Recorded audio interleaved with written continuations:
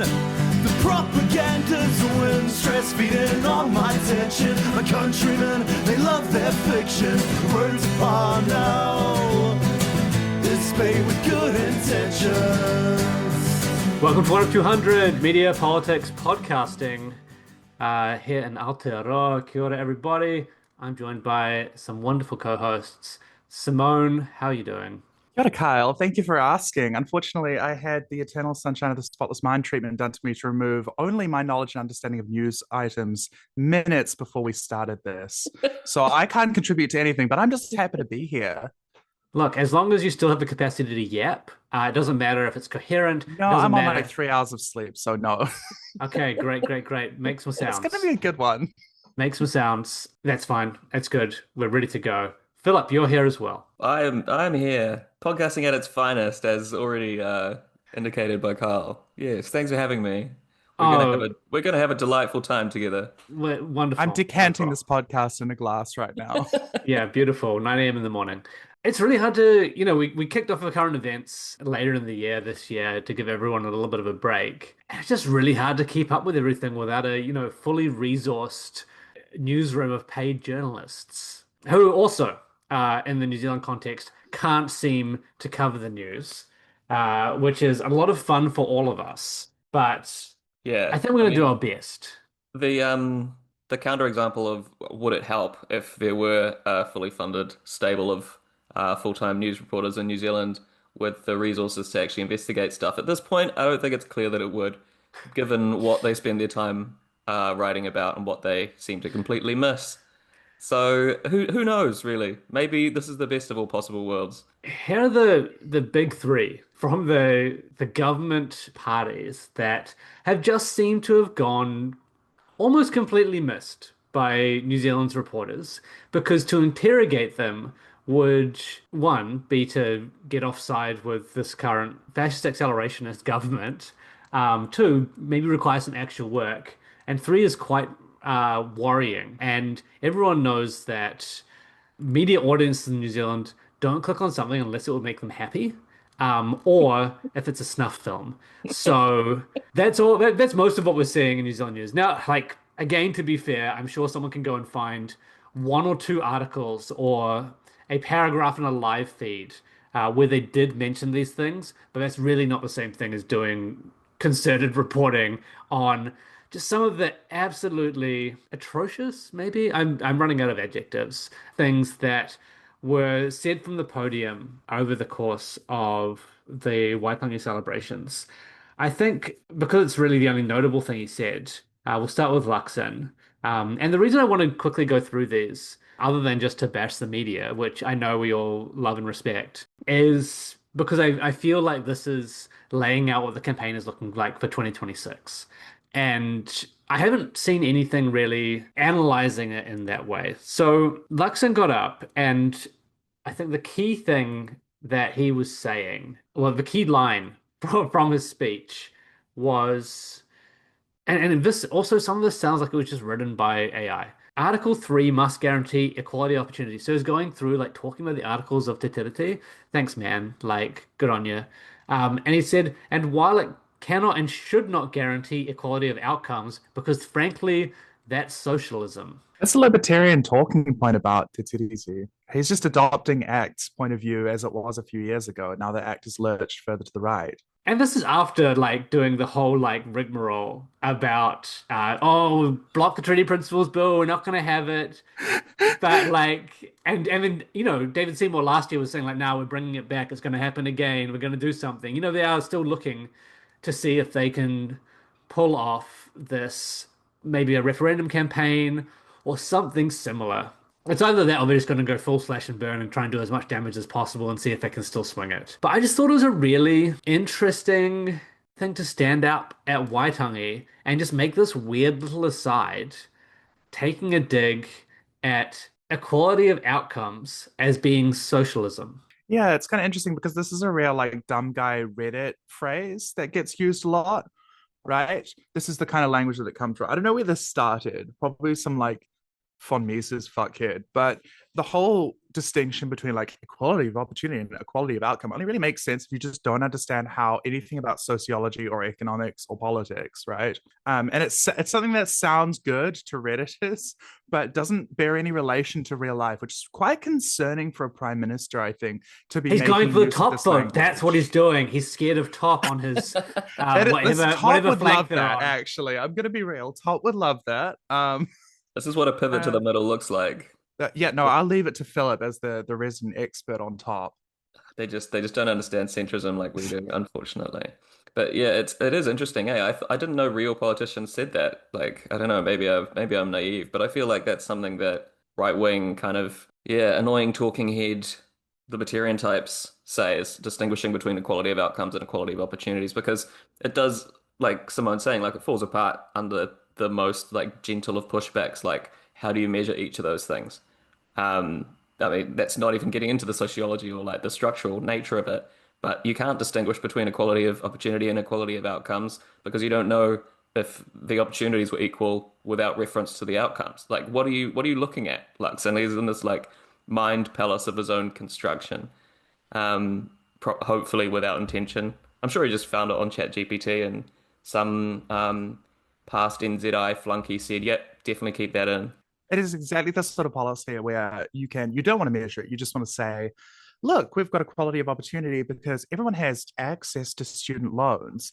And therefore, you can then point to, say, worse outcomes for certain groups and be like, well, it's because they have a lower IQ and they're less human and less along the evolutionary chain. Like it's just a way of sneaking in once you look at the outcomes, not looking at anything else in society, right? Of sneaking in your predetermined conclusions about like race science or about, you know, women or really anything else, which is, I think, kind of part of the reason why there's a huge, big upsurge. This is only tangentially related and concern for how boys are doing at school. And is it because the teachers are all girls and they're mean? Because now that we're actually seeing a little more equality in that, women actually are much better at education. And so obviously that's wrong because genetically they're inferior. So we've got to have some real think pieces about why it is boys are being failed, right? And this is exactly the kind of mindset that produces quote unquote equality of opportunity and quote unquote equality of outcome. Because the idea realistically is that you're trying to create a sort of pseudo-scientific benchmark to have your predetermined outcomes prove your worldview, prove your bigotry, right? That's the purpose of it. So to come to the treaty grounds at Waitangi and say that is so vile and offensive. It's kind of hard to believe. But I don't think Luxon really understood that. And I don't necessarily even think his speechwriters did. I'm on Kyle's side, and I do think that they just put this into ChatGPT, which is mostly scraped from Reddit. But look, and the thing with a term like this as well, right? You know, Philip, you were saying, like, how do you even figure out what each of these is without comparing it to each other? Just to apply it to healthcare. Like, okay, like you all have equal opportunity to access private healthcare, right? Like, and the equality of outcome stuff is like, okay, so wait, we all survive our heart surgeries then? You know, like, no, we don't. Like, You had access to private health insurance. Nothing was legally barring you on the color of your skin from getting it. So why are you complaining about this? I don't understand. it just really, really foul stuff, right? And just like a really one bizarre thing to say to like just bring this into a discussion about the articles of Te and two to lead the year with this. And it says to me that they are going to be trying to paint probably Hipkins and Labour as like rank communists. I think we're probably going to end up with like some more overt red scare language coming into 2026. And you know, I've been talking online quite a bit about like people are just not ready for what's going to be in the discourse, what is going to be force-fed into the discourse and picked up and amplified by media, to be clear. They're right in on this now. Stuff's going to get really bad. And this is setting the baseline for what political parties that, you know, have consequences for defamation a lot of the time are going to be liable for saying the worst stuff. This is setting the bar for where like the center of the reasonable conversation is. And I'd say that's pretty worrying. This isn't the main point that you're talking about, and I'll leave that to Philip. But I did want to say, as somebody who has a little sort of side practice in civil litigation, rich guys sue people for defamation over like Facebook posts. So maybe we should think about making use of our extremely bad defamation laws just to like go after some of these people. I don't know. It's worth considering using the master's tools. Yeah, yeah. I've been trying to think about what John Key and the more like now vaunted heights of that kind of administration, how they presented themselves over Waitangi weekends as a comparison. And I'm wondering if the inputs that Luxon's team put in was make something like John Key, but sort of 10% more right wing. Um, because it doesn't hold together really. And obviously John Key had Christopher Finlayson and those people there who actually knew at least a little bit about the TT to kind of form the arguments that they'd bring to Waitangi. And obviously weren't always welcomed and had dildos thrown at them, etc. For good reasons. But yeah, it is just it's kind of a first is tragedy, then it's fast, like reenactment, right? Like the clownification of the right in New Zealand is just like, does it have to be so dumb? Like, you know, we deserve better enemies once again. Luxon is kind of like Napoleon III. I do. I'm just imagining, like, Hans Moleman at the phone booth being like, no, no, no, that's too right wing. Just like into the chat GBT prompt. A little bit less.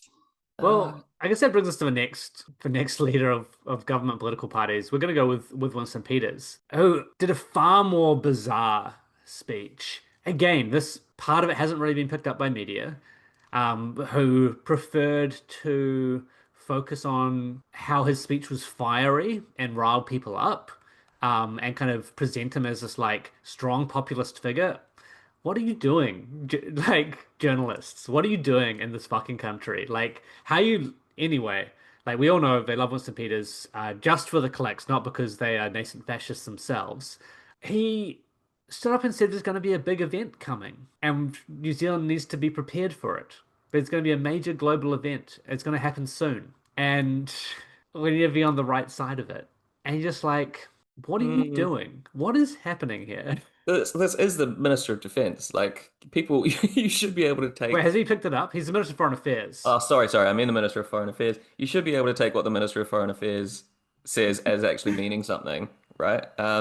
Even if he is like a cantankerous old uh, loser who's, basically just trying to get a rise out of people. You can't really hold both those positions in your head at once. But yeah, I mean, he just gets called things like fiery or combative or like populist, which, I mean, is it that if you just like get up in front of a crowd of people and shout at them that they're in danger? Like, I don't know. I feel like you'd hope for more to it, but maybe we're hoping for too much. They were describing the like post Thai food shit that he was taking in his diapers while he made the speech.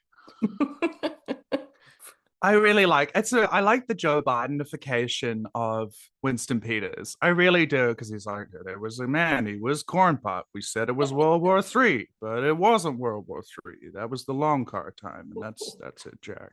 But it's coming. It's coming, the promise for New Zealand. So that's like almost too coherent.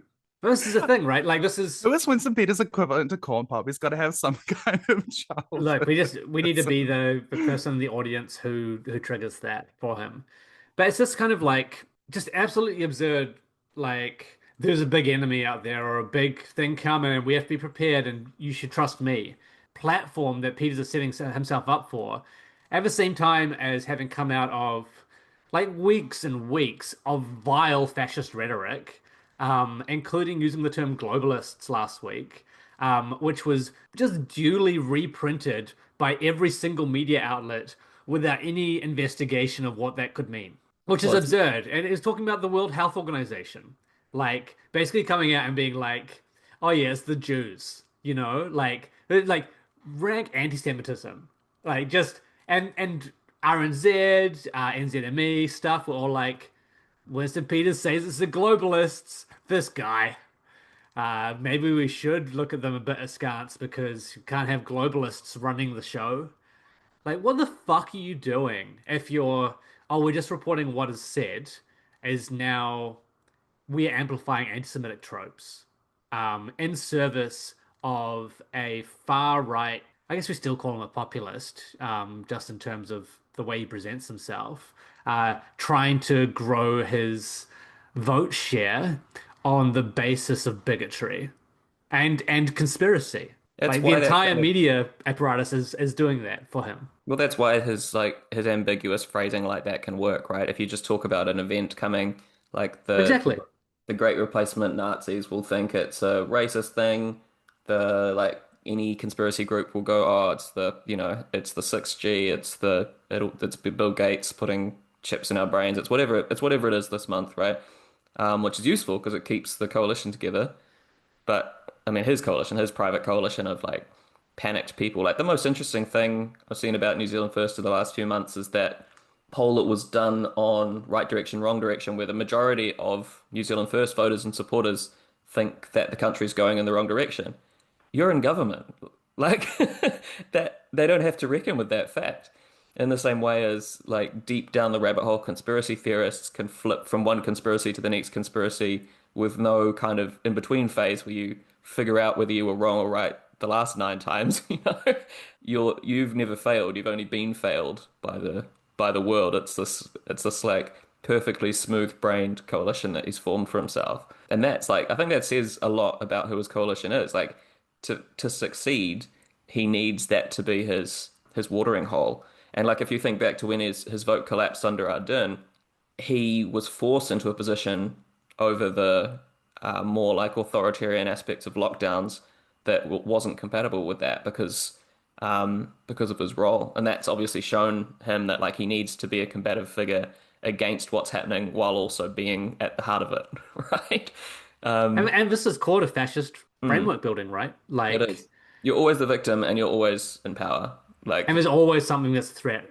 yeah, But you're exactly. strong enough to deal with it because it's actually really a weak threat. Yeah, it's both extremely powerful and extremely weak. Your Where have I enemies. heard this before? Yeah, exactly right. It's very like familiar fascist Hey, like but this is movement the building thing, frameworks. right? Yeah. Like this is something that I just know offhand, right? And yes, I just do this stuff too much, but a lot of people do, and anyone in media should know that this is how it operates, and they're choosing to do this as it accelerates into less vagary, right? Like he's making these vague statements at Waitangi, but he's not making vague statements in the media. And like this is this is not like coded language anymore, right? We're past the dog whistle point, probably 2 or 3 years ago. But even from the media now, we are past that point. They are just throwing their lot in, as far as we can tell. And there's no other way to judge that. We can't say, oh, they're just reporting what he said. Oh, it's just clicks or blah blah blah. It's just their job to do this stuff. And it's like, no, it's not. It's not because we know that this is the effect of that. And surely they know that as well. Someone knows that. And there are ways to do it without doing nothing. Like I don't think for a second the media should ignore the Absolutely Minister of not. Foreign Affairs standing up and saying this. And you should even report what he says because it's newsworthy. But Minister the of Foreign way Affairs uses anti-Semitic tropes to and attack makes the World Health Organization for conspiracy reasons. and in this case makes a very explicit threat that the country will be in danger in the coming period. What What does does that what does mean? that Like, mean? you should be curious about that. Yeah, I yeah, don't yeah. think I don't think it's healthy to not report it or even to say like, oh, Winston Peters is blustery or combative or fiery.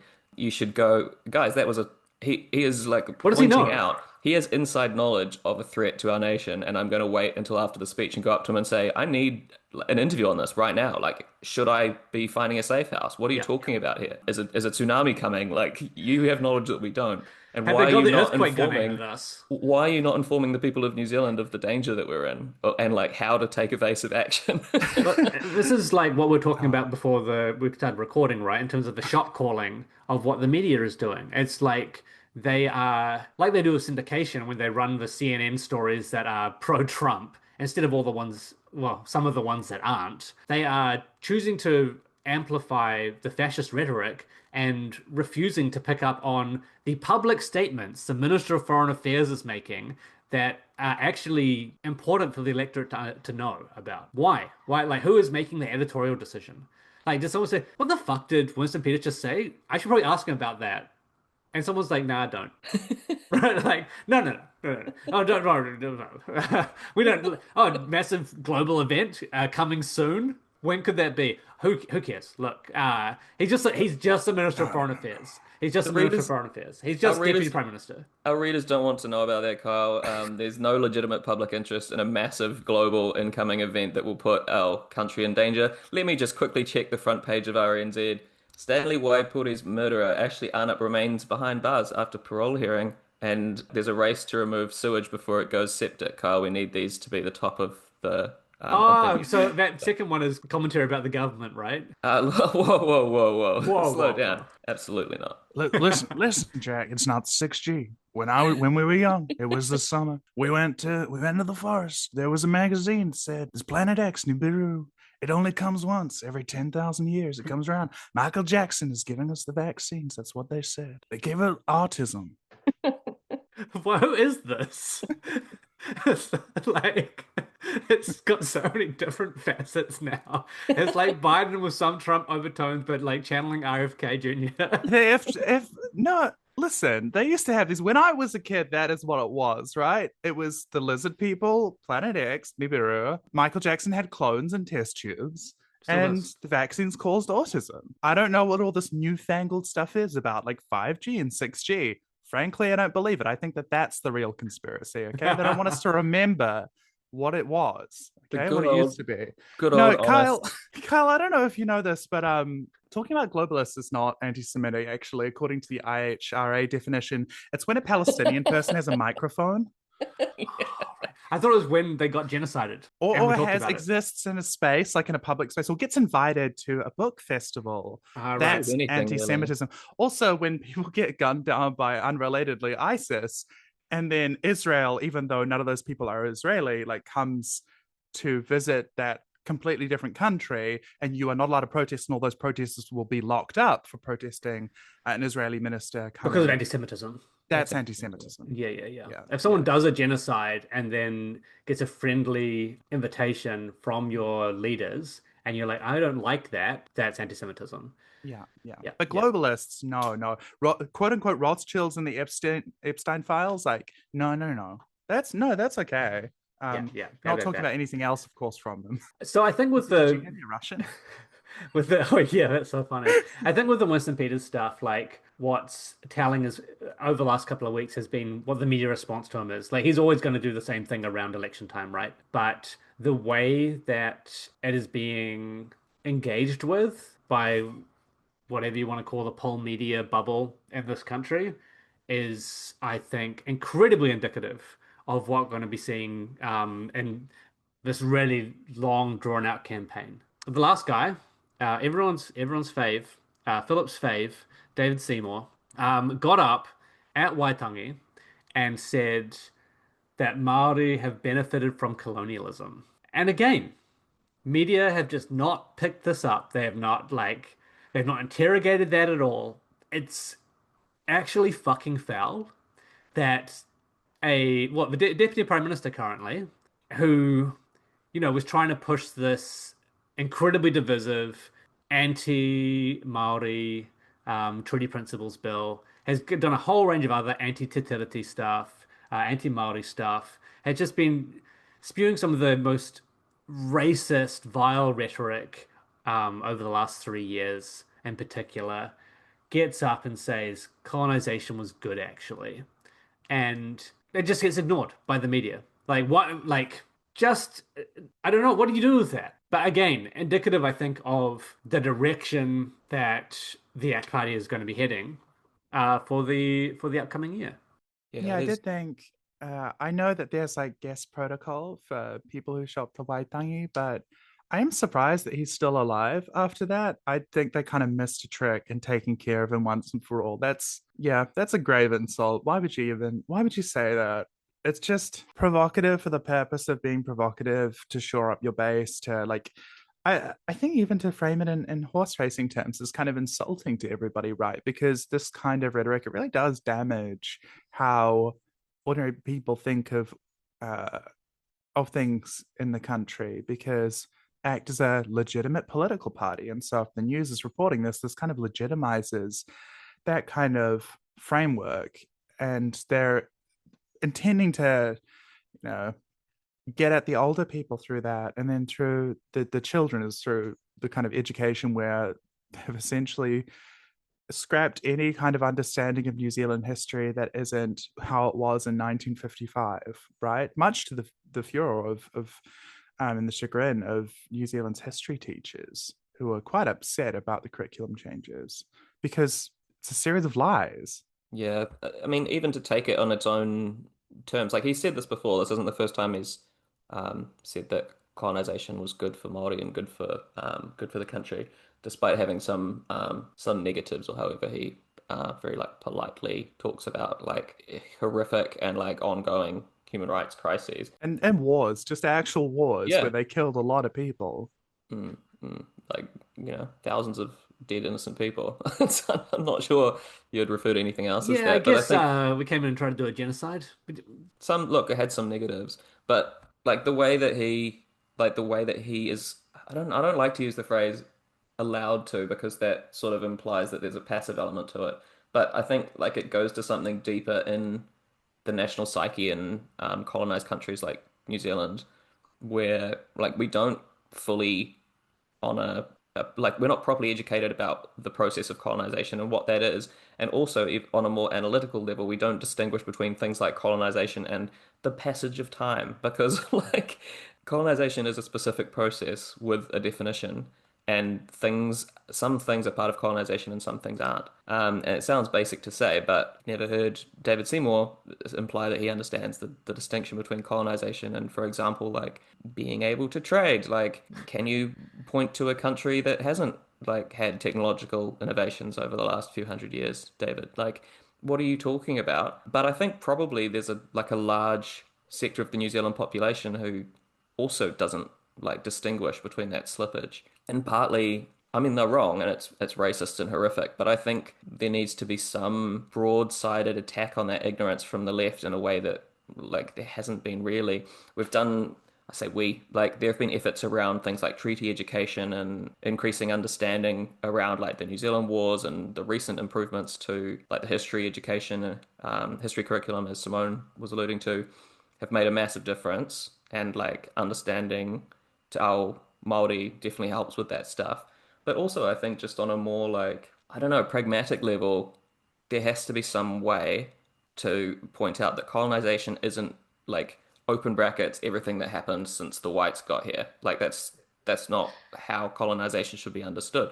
And I think like unfortunately, some activist, more maybe less strategic activism in the last 10 years has like allowed that feeling to fester in a way that was, I don't know if it maybe wasn't avoidable, but I'm sort of thinking out loud that there needs to be a different approach to like approaching colonization as a process with specific inputs and outputs that create certain outcomes. And when the right talk about colonization has some benefits, I think it's worth, I mean, they're wrong, but it's worth not just dismissing that out of hand and saying, can you say what you mean by colonization? Do you mean the actual like wholesale dismemberment of a culture and the like deliberate replacement of that culture by something through like violent means?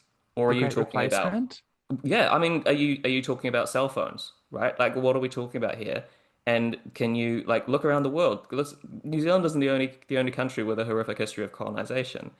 And there are other countries where like that process went differently, right? There was like a different process of destruction that went in a different way, which implies that colonization has like different and discrete processes. And it's just like there's no analysis of this, right? In public media. And you don't have to be academic about it. There are ways of talking about it as just like colonization is this, history is this other thing, technological innovation is this other thing, trade is this other thing. Like just I don't know, make basic comparisons with foreign countries. But New Zealanders hate to look overseas as well as a thing, right? Yeah, because we're different here. Because we had a treaty, and we're good. We're the good ones. There was a partnership. I don't know if you know that. It was kind of like a marriage. And there are some principles. What are they? Redress, but not to the actual value of anything. Let's not explore that. I'm Lord Cook of Thorndon, and don't call me back. I the jurists of this country, fuck man. Anyway, just the quality. Uh, I I do think liberals have a real problem with explaining colonialism because it only works in the early modern and the modern period as an outcome of the economic driver of capitalism, right? That's where racial logic comes from. It's like an outpouring of that, and then it creates its own kind of reinforcing hierarchy that's sometimes irrational and has these kind of dialectical kind of conflicts and contradictions with capitalism sometimes. Like, for example, not selling televisions to Black Americans because, of irrational prejudice, right? However, it's something that they really struggle to explain because everything is just kind of great man theory of history. There's like problematic people and like more good people. And actually we should just be teaching you about the more good people like Sir Apirana Ngata question mark. Except until he becomes problematic at some point for this kind of set, There's a real difficulty, right? In discussing all of this. Thomas Gore Brown was a villain. However, there's a kind of there's a kind of real difficulty in trying to understand that, even historically, like quote unquote trends, right? And I think we'll probably get a little too into the weeds if we talk about like historiography and how different kinds of histories and approaches to history work.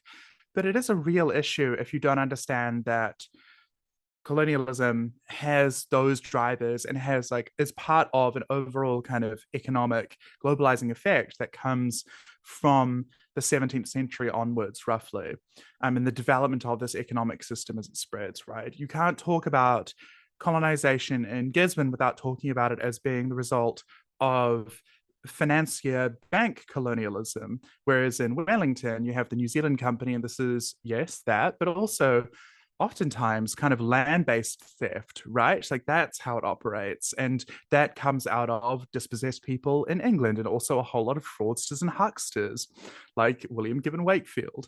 But these drivers, the kind of things that are happening in England, in Europe, happening in the New World as well, New Zealand being relatively late in the piece because the antipodes are so far, as evidenced by the name, from a European perspective, is something that's really difficult. And you can't counter what right-wingers are saying if you don't have an understanding of a kind of materialist understanding of either a Marxist lens or something which draws heavily on that kind of understanding of sociology and political economics, even if for example, you don't hew to particularly kind of Marxist doctrine, right? Just having that kind of understanding of analysis on the academic level, you can't boil it down and push back against these right wingers. And I think you've hit on something really important, Philip, in talking about the last 10 years, because it's important to understand the reason why we call them reactionaries is that in spite of how they present themselves as being returned to tradition, this real kind of imagined fascist tradition, in the words of Hobsbawm, there really is a reaction to liberal advancements and the kind of liberalism of the late 2000s, the early 2010s, this kind of downstream onflow of what I suppose we might call like Obama optimism being kind of reconstituted into New Zealand and through internet culture. And there is a real understanding that that was so insufficient and incomplete and not a revolutionary project that now the counter-revolution has been tremendous and quite difficult at pushing back against, in part for that reason. This is something that we kind of have to face up to. And it's not just a matter of education, it's a matter of really changing conditions for that and making people into different people and not seeing human nature as something which is reified and isn't some fixed thing that we all have, but rather that this changes as you change how you relate to one another in community and in organizing with one another. Yeah, that's perfect. Yeah, and even I mean, I'm just thinking like that's obviously the academic direction and the strategic level that we need to be operating on. But even in terms of a more like tactical short-term approach, I'm not convinced we have the lexicon or like we're using the right kind of words in this kind of conversation, in this like debate, I guess, in public. Because at the moment it's been, I mean, I would say probably my entire life, there would be like a vast kind of, I don't know, hopefully minority of like Pākehā New Zealanders who, if I spoke to them and asked them what they thought colonization was, it would be a pretty kind of brute, like racialized lens that people see that through. And what it is white people coming to New Zealand and taking the stuff. But part of that process is, unfortunately, like citation needed, everything that happened subsequent to that and during that process, as opposed to like zooming in on the actual like I guess articulation of that process. Like maybe there's some more aggressive way that we need to be talking about colonization rather than as a broad kind of overarching structural and trajectory of like through history as as you're saying like in the kind of arc of the development of capitalism. Like it is that, but the very real like outcomes that come from that can be like disentangled and like explicated, and we can go, well, the reason that this land was taken was for materialist reasons through the process that we call colonization.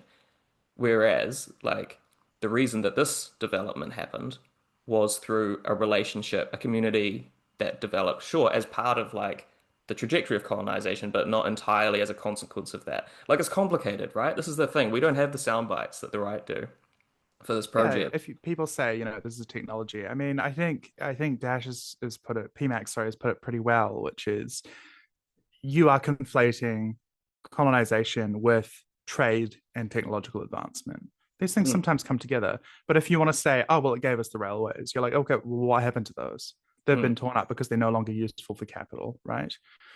Because it's not a social good for us. And so therefore New Zealand's regions, which have a much higher proportion of Māori in some areas, like those are underserved. There's a real issue with that, yeah? And you can kind of get down the off the beaten path with that a little bit, but you could point to something like the interior of Africa and say, yeah, the colonization here that happened, or particularly the Congo. You could say, look at kind of the Belgian colonization there, or Leopold's kind of personal autocracy within there in the interior of Africa, the African continent, and say, look, they actually just built roads only to the ports for trade so that they could enrich themselves. Like it was from the mines to the exterior of the colony. That was it. That's all they did. It wasn't to serve villages. And you can say similar things here with like this was to serve kind of the interests of capital. And you have a kind of complication of that, and that we've had social movements that push back against it. But for example, unless you understand how like the British Raj worked, you can't have a comparative example which doesn't like raise everybody's hackles and make them fall back on their pre-programmed kind of responses about how like some aspects of, let's say, like Māori working hand in glove with the British Crown operates and continues to operate, that there is a certain class of people who actually benefit from the subjugation of their own people and will utilize, racially damaging language like Winston Peters, for example, for personal benefit, that you create a divided class within the oppressed peoples. Like, how do you talk about that unless you understand other histories as well? Because you might think this kind of springs out of nowhere, and you might also fall back on saying like the kind of liberal framework of, oh, white's bad, Indigenous people good, which is a broadly good like way for children to maybe kind of begin to understand a subject, but doesn't really help you actually in any meaningful sense when you come against those contradictions. David Seymour loves to pull out the card that he's like, oh, I'm Ngāpuhi, whenever anybody challenges him on being anti-Māori. And because you have that kind of standpoint epistemology, if you're a liberal, you are at a loss for words and you're unable to challenge this because you haven't really thought about anything in the world before. You've only got these kinds of lines that are fed to you and really simplistic aspects of a worldview which are given to you, and they don't really line up with each other and they don't really make sense together. But unless you have any kind of education, you're not going to understand that. And I think when we push back against it, we have to really circumvent all of that. And you've pointed out something quite helpful, which is when people say, oh, colonization was good, and then start talking about cell phones. But well, what do you mean by colonization? What's being meant when you say that? Because we need to have the same conversation about it. When you say colonization, do you mean parihaka? Is that what you mean when you say colonization? Or do you mean the building of railways? And who's building all the railways now? The colonized Chinese. So... Well, nobody's building railways. Oh, you meant overseas? Yeah, not New Zealand. No, not in this country. We don't do that anymore. We don't actually do infrastructure. I don't know if you've heard that there's shit in Wellington. I think that's a good way to move the conversation on, and head over to the next topic, which is sorry, Kyle. No. Like, this is what we're here for. We're not here to do anything brief, and we're not here for sound bites. We're here to just go off on not even complicated, on useful tangents. We're here to go off. We're now at a period, what do you call the capitalist project, where we're starting to ask, as we did about the railroads, what of these public infrastructure or services still serve capital? Let's tear them up. Oh, we don't want to maintain those anymore. Pipes, no, can't have those. And there are electoral pressures which have contributed to that as well, in terms of what politicians think is viable regarding things like rates and taxes, and the maintenance of a society that functions. But we've just had the water treatment, or was the wastewater treatment plant down in Wellington just fucking explode, essentially. And they're like 3 meter high wastewater inside the plant, had to be evacuated. And the most recent update, I guess, was that an average of around 70 million liters, so much liquid, of untreated wastewater has been just pouring out onto the south coast of Wellington every day. Every day. And they can't do anything about it. How do you fix that? It's fucked. How Have did you this considered that the happen? fish in the Cook Strait might not really want to nibble on that? Well, I mean, horrific time for our ferries to not be able to cross it effectively. Like, you're just going to end up with, like, a ferry going down and a whole bunch of mutants. It's Like, another Waitangi disaster, and we just get like goblin people. and that's a big threat that Winston Peters is telling us about. No, no, no. When Winston Peters said the Waitangi disaster, he was just meaning women. He was just meaning that women are a disaster, Kyle. Right. I meant the goblin people. Oh, To right. Your people, yeah. to be clear. Yeah, just we've had like issues with Wellington's water infrastructure for a fair amount of time now. But this just takes the cake. This is absolutely ludicrous. Andrew Little getting to do the whole crisis comms like serious white man in charge, don't worry, I'm gonna fix it, is just so fucking insane. Like, can you imagine if Tori Whānau was still the mayor? Would she still be like, she would have been forced out immediately, like with this like laid at her door. Like, it's, I don't know, like, what's next? What's next? How, like, I don't know, this is a huge environmental disaster. Like, how does the country deal with this? Like, there's a lot of talk about, oh, this is really bad news. Like, oh, we're going to do everything we can. How? Like, we actually do not have the capacity to respond to this effectively. Have you heard of Three Waters? Whoops. It's one of the waters. Because, yeah, no, as you say, like, Three Waters was there as a solution to what we knew was the infrastructure issue with water across the entire country, specifically for things like this. And it just didn't happen. It was like, there was a racist campaign to ensure that we weren't able to fund a core piece of public infrastructure, and being able to like run a sewerage system and have clean water to drink. And this is the result of that. Like 70 million liters of untreated wastewater flowing into the harbor for who knows how long. Like, they don't know when it's going to be able to stop. Yeah, and like Surge gets headlines, right? Because it's like it can be both. Like it is a huge story, but also this is the kind of environmental disaster born of underfunding that actually reaches the headlines. But we have this stuff all the time on smaller scales, right? All around the country. And that was the point, as you say, of like Three Waters and a more concerted, like centralized effort to actually plan for the future. But we hate planning for the future, and Wellington loves having sewage in the streets. I can't believe this is what colonization ended up with. No. This is the result of If you're going to colonization. credit it, you have to credit it for everything. Yeah, that's right. That's right.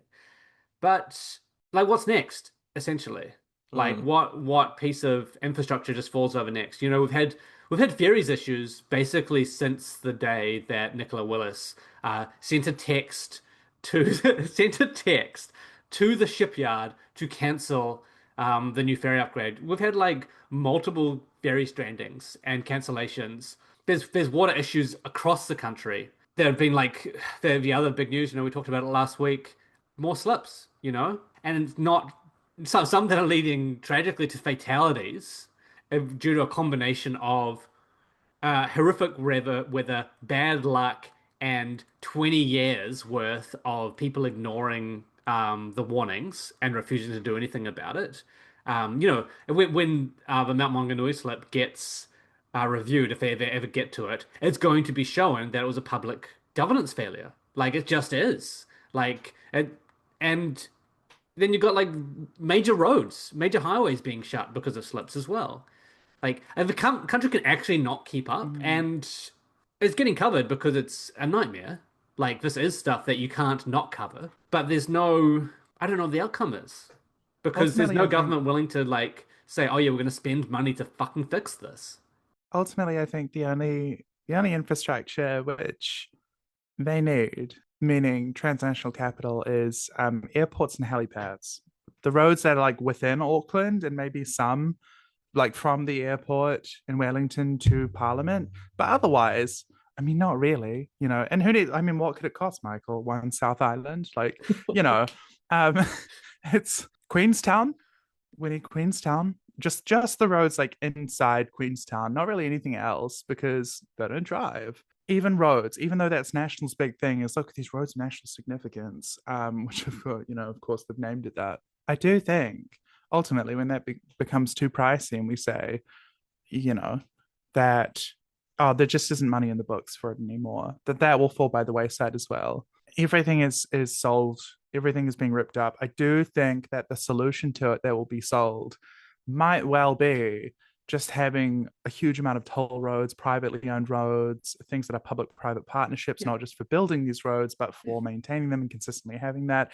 We have some experimentation, some kind of think tank thoughts about these things.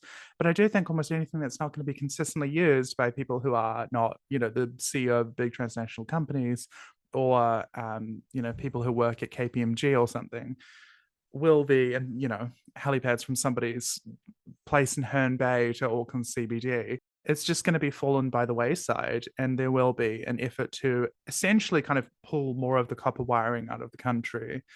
I am not even sure that we will have public hospitals in themselves anymore, not only because of the dismantling of our national health system and the partial privatization of it, but if all of this can be done, if all healthcare can ultimately be farmed out to private clinics, which a lot of our public health services are doing at the moment, if you were part of the ultra wealthy, why would you not just go to those? Why would you want to go to a public hospital where you can, accidentally brush arms with a beneficiary? Of course not. Yeah. Therefore, I think those things, ultimately anything that doesn't directly serve the upper echelons of transnational capital, will be stripped out for wiring, sold, public-private partnerships to hell, ultimately prepared for privatization. And there's definitely calculus going on, across the West at the moment as to like how much faster can we do this? Like, what is the balance on unrest? Because this is like, it's not something they're just pulling out instantly, right? They're not going in and just like taking all the concrete out, right? Like, and selling that as well. Like, okay, we have to probably keep, it has to be a little bit of a slow drip, like the Epstein files, to keep people from rioting in the streets.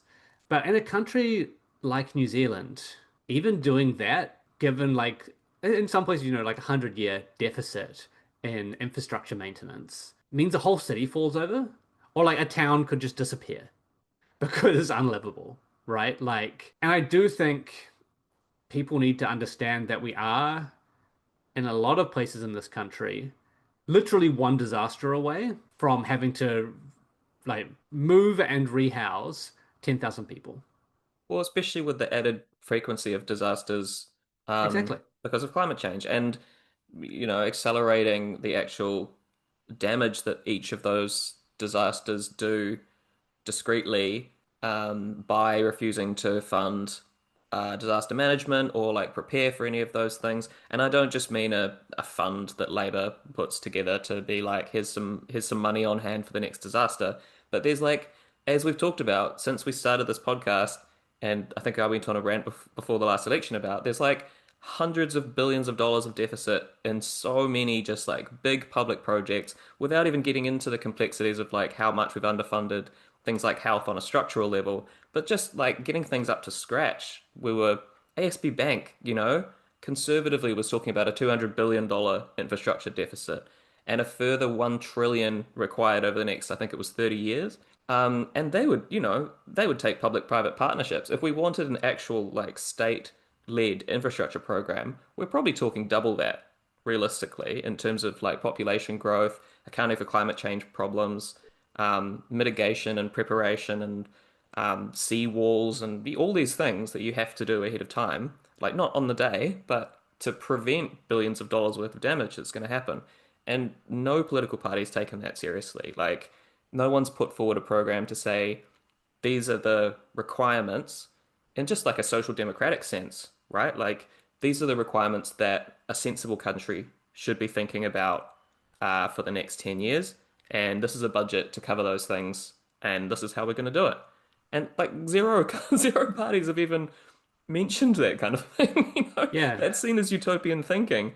But to me, that's like, it's just basic like profit and loss balance sheet stuff. Like that's managerialism essentially, in a very maybe like too Chinese century way of thinking. But it's just planning, right? It's just going, look, Hey, maybe we're it should losing cities. survive the next 50 years. Maybe Yeah, I know. maybe we Radical should be able stuff. to drink water without getting a bacterial infection. I don't Yes, know.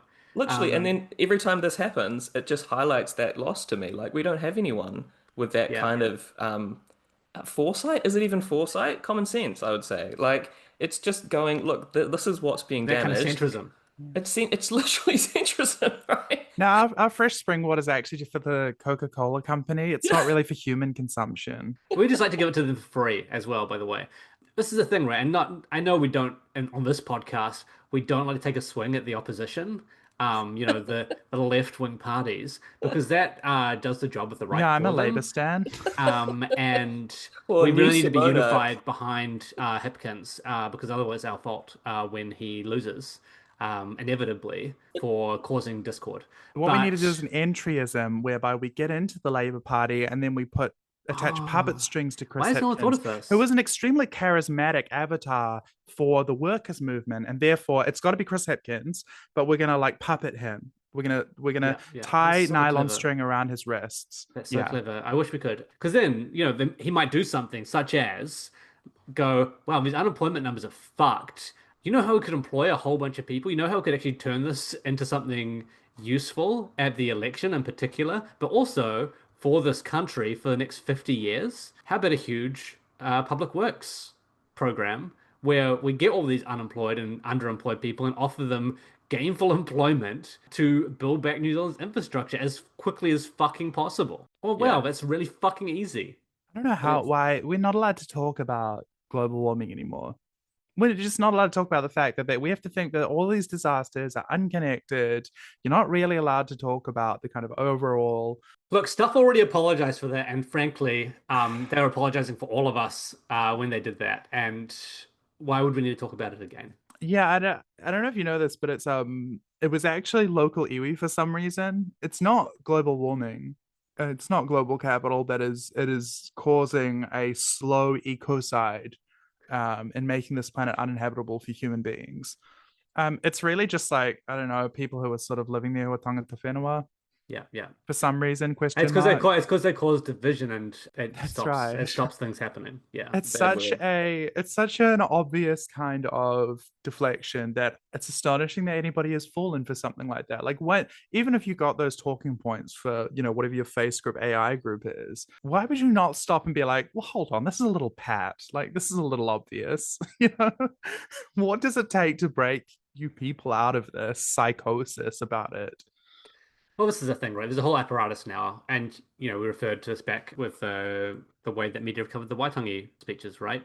Like we know that you need to at least read widely and get information from a range of sources, but and we know also that trust in media and establishment media has been plummeting for the last 20 years.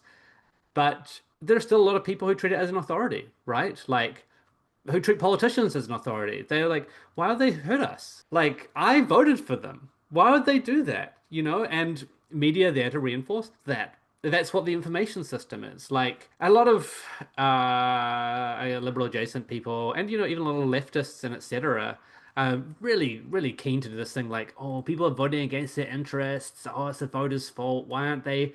Oh, they need to wake up a bit. Like, oh, why are all these poor people voting for national kind of thing? Like what? Like, excuse me? Like, Yeah, man, it's because they haven't had the chance to go and read Capital, I guess. Like, no, it's because they've got this whole apparatus that has been built up over 1,000 years to like support the powerful. Anti-Norman action. And it's like you expect people to just be able to extricate themselves from that.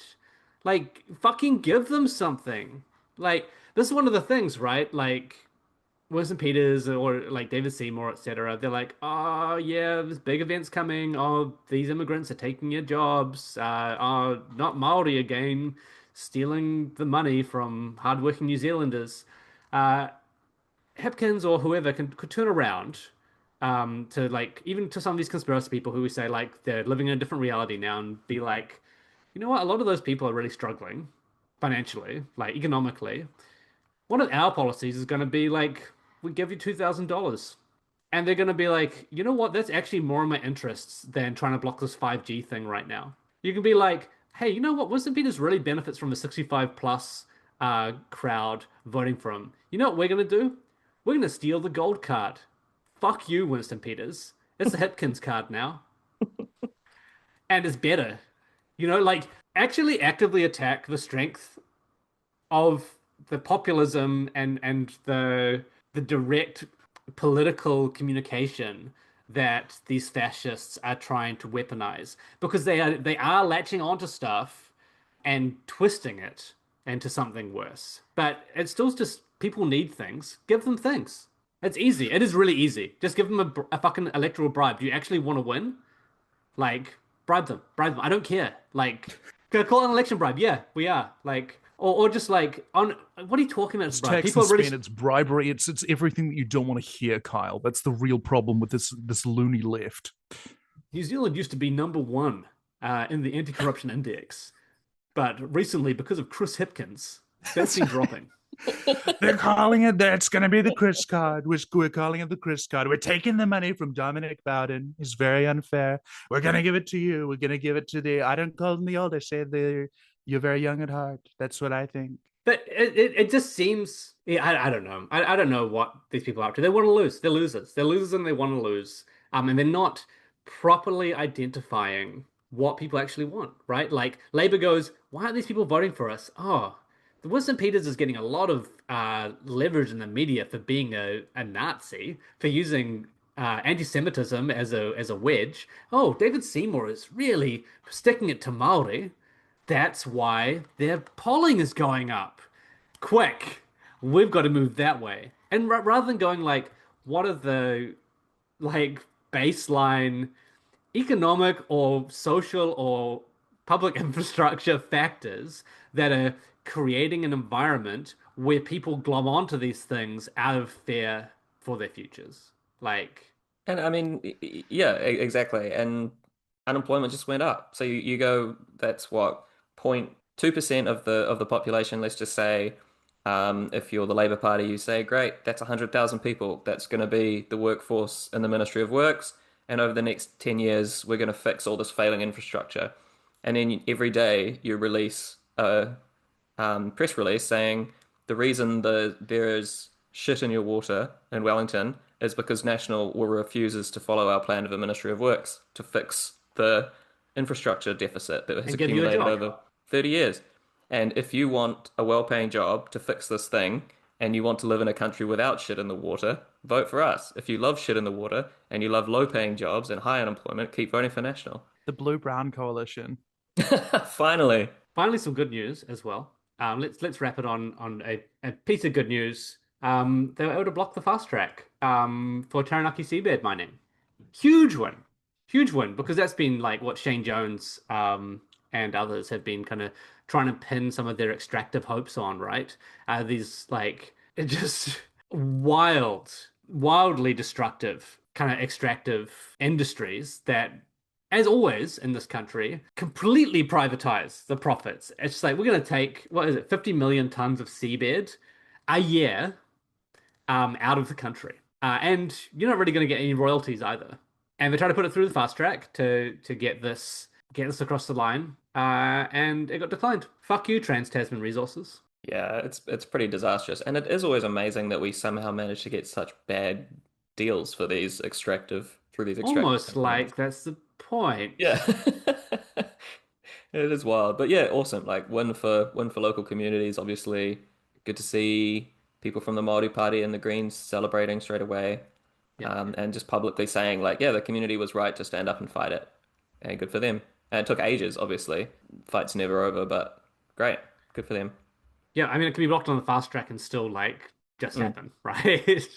Yeah, it's been a real concern that I think we covered this before, that because fast track wasn't being successful because all of those decisions are public decisions, therefore they're amenable to judicial review, that they were getting stopped by judges when they were challenged by people, that there hasn't been an attempt to amend the fast track bill already, even though it's like a year old, which is a real unusual thing. The Law Commission came out and said, no, this is a highly unusual move. This attempt seems to be attempting to get around judicial review.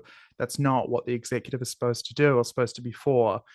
And curiously, we're just replacing the president of the Law Commission with Judith Collins, who is, Evil. of dirty politics.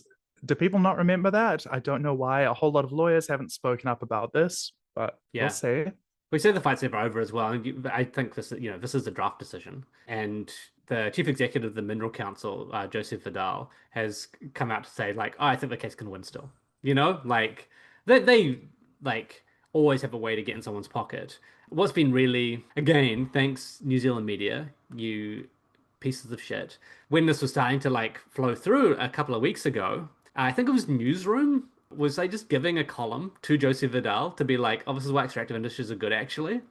Joseph Vidal is the chief executive of Mineral Council. Like there may be a conflict of interest here. Oh, thanks for the disclaimer. Yeah, that really that means a lot.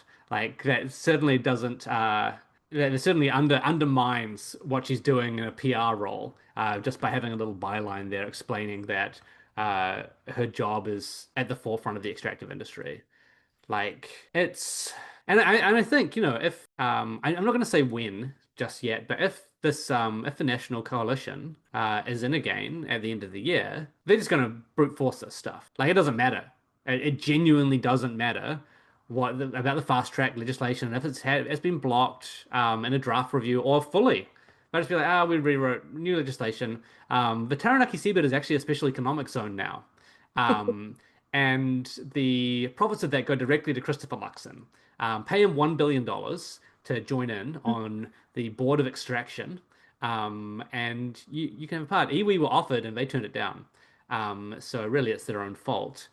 But it's gonna get really wild. Think about what they've done in the last 3 years, with like no mandate for it, and whenever they've been challenged, like, but National didn't really campaign on this. You have a whole bunch of people come out of the woodwork, including a lot of media and like commentators, to be like, oh, but actually it was in the New Zealand First or Act coalition agreement.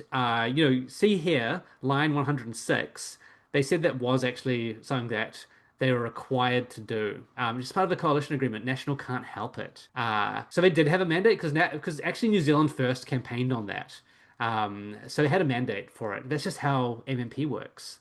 And no, I mean, it's not like that. It shouldn't be the way it works, but it's the way that it operates now. If we're talking about right-leaning parties, they will take the most extreme thing possible that National want to do. I want to be really clear. None of this would happen unless National wanted it to happen. That National want to do it, and they say, pretty about our coalition partner. Luckily, they're here to shield us from any real electoral pushback on this. Let's dismantle the state entirely because that's what they want. And it is by and large what they've been doing for 3 years. Yeah, I'm curious how amendments to the RMA are going to affect a lot of this. They've been trying to push that across the line for some time. It's not fit for purpose because it's from the early 90s. Although, I mean, I can't speak to that, but the age of the legislation isn't very old at all. I mean, our Property Relationship Act is from 1976 or whatever, and a Crimes Act is 1961. Like, it's not that old. Certainly, I don't know enough about planning to go further into that, but I can't trust that National's not just attempting to, tear up parts of the country for, nefarious reason, right? Because that's the whole reason why it exists as a party. Yeah, I suppose it is worrisome that National has, not to be too kind of parliamentary nerd about this, but National has run roughshod over a lot of parliamentary norms this term. The use of urgency, skipping past and undermining the select committee process, the use of, new standing order rules or otherwise of kind of abusing the standing order rules to get its agenda across the line. There's a kind of real concern that when Labour tends to treat itself as, in the American sense, although this is not true in New Zealand, a kind of lame duck government, like, oh, well, we can't actually get anything done in the final year or in the final 6 months or something like that, because that wouldn't be fair to voters. You can best believe essentially what you're saying, Kyle, that National is going to try and get as much of its agenda across the line as it can. They're still going to hope that they get in for another term, but they know that if someone like Hipkins is leading the Labour Party into the election, which let's all put guns in our mouths, if that is the case, then he's not going to undo anything if he gets the prime ministership. He said that. He has openly said that. Oh, we're not going to rush into any changes. Like, he's asked directly by journalists sometimes, like, oh, would you reverse this? It's like, oh, I don't want to think about it right now. We'd have to look at it. We'd have to get a bit more information about that before we just. At Waitangi, he said this government is anti-Maori, and reporters said, "Okay, you're going to undo all of that," and he said, "Well, let's not say that. Are you saying that you're anti-Maori? Like, what are you saying, generationally effective loser, right? Like, oh no, listen, I've seen a lot of posters say things like, "Wow, what a hero at Waitangi. He was talking to some group that were going to do a waiata. Look, he's photographed talking to normal people. He's a hero." I don't know, Kyle. I'm hearing two sides about this. Yeah. It's quite bleak, eh?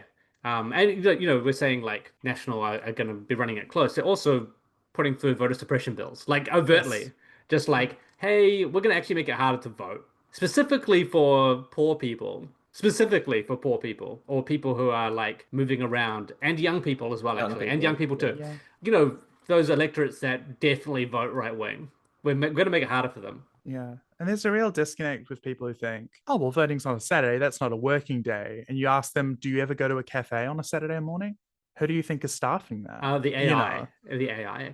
It's like they just don't see the people they perceive who are in the service industry, who are primarily young people, as human beings that have inner lives, who have political valence or any sort of capacity as political subjects, right?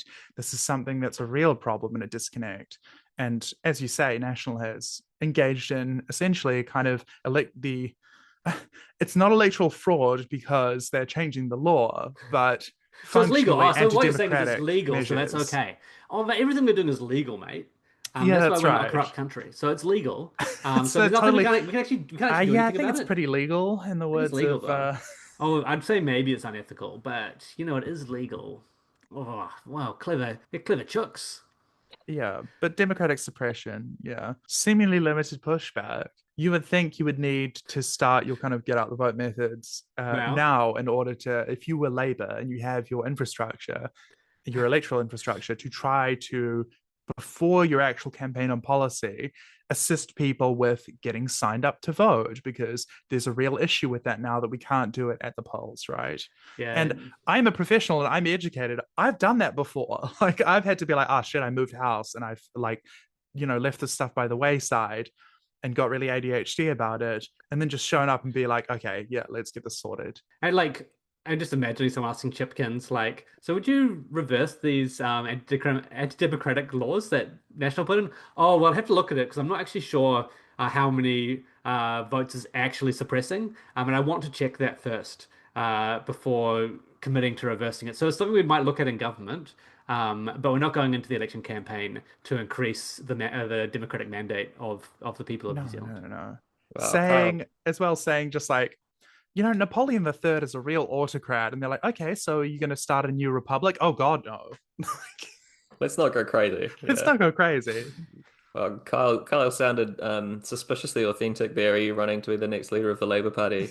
Well, what I'm going to do is I'm going to get a group of leftists, and I'm going to try and do a little entryism and just slowly work my way up.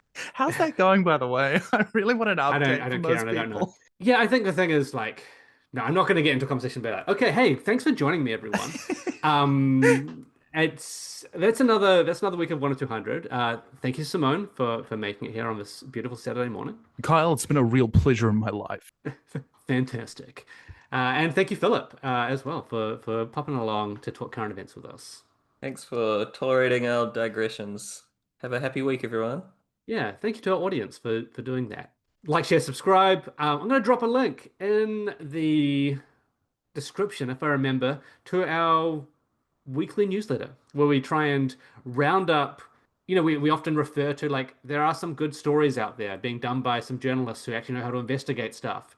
We're trying to round those up and put them in one place, along with commentary from independent journalists and commentators from a variety of sources. So you can find it all in one place instead of having to pick your way through page 306 of multiple different media sites.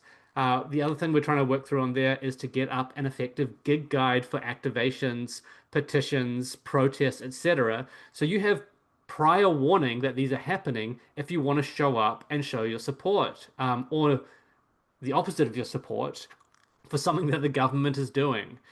We've heard that a lot of people are finding out about some of these really cool things way too late. They'll wake up on Saturday and go like, wait, there's a thing at like 11 to protest Wellington water.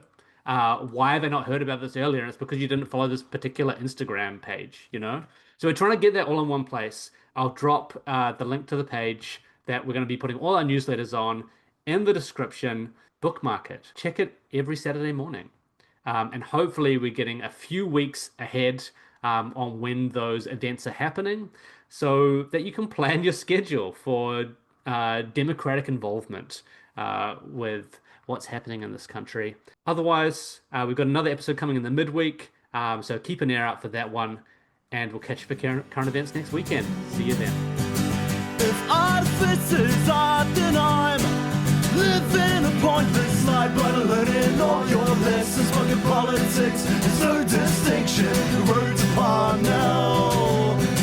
It's paid with good intentions, and I'll admit that I'm at a loss for what to say when they quote this as a cost we ought to stay. 'Cause I live amongst the people every day in this vindictive, forgetful fucking rain.